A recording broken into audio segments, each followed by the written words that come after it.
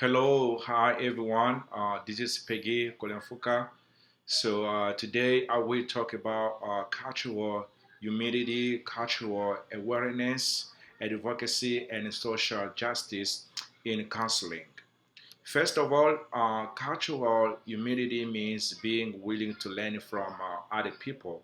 So, as counselors, we should understand that we don't know everything about our clients' culture, belief, families, or life experiences. We should listen to our clients and allow them to tell us what is important to them.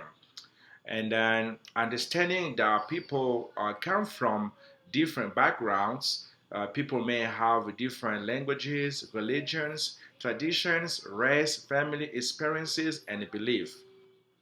These differences can affect how people understand mental health and how comfortable they feel asking for help. And the counselors also need to understand that some people face barriers when trying to receive counselor services. For example, a person may not have enough money, transportation, health insurance, or access to a counselor who understands their culture. You know, so language can also be a barrier. Some people may have experienced discrimination in the past and may not just may not trust certain systems. As counselors, we should not just notice these problems. We should try to help, you know, and this is where advocacy and social justice become important. Advocacy means speaking up for our clients and helping them find the resources they need. Social justice means working toward fairness and equal opportunities for all people. The ECA Code of Ethics teach a counselor to respect the dignity, values, and the cultural backgrounds of their clients. You know, and counselors also have a responsibility to understand their own belief and biases. We should be careful now to force our personal belief on our clients. Instead, we should respect the client's value and support the client in reaching their own goals.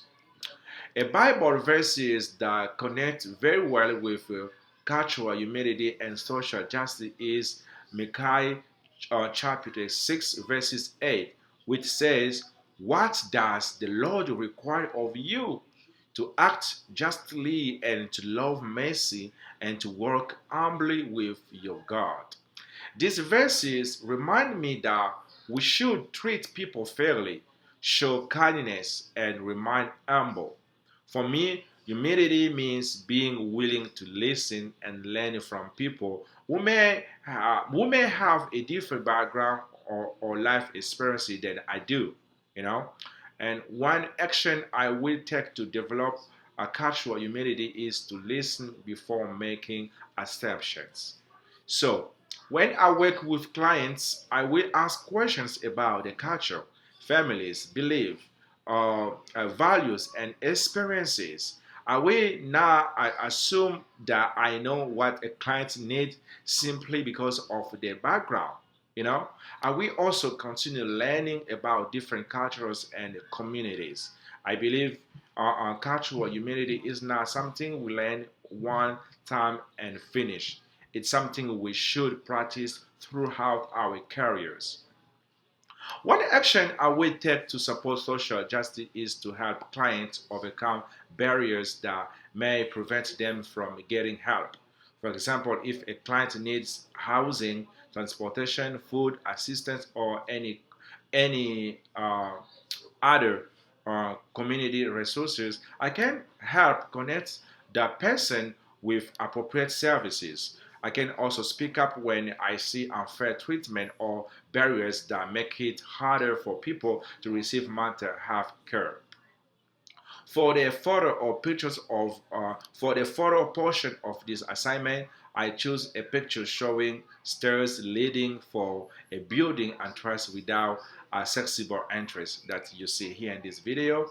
So this picture represents a physical barrier. Imagine someone who uses a wheelchair or has difficulty walking. They may not be able to enter the building using these stairs, right? So this is an example of why social justice is important.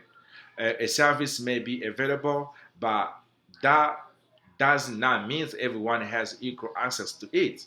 As counselors, we need to think about these barriers and look for ways to make services more welcoming and accessible.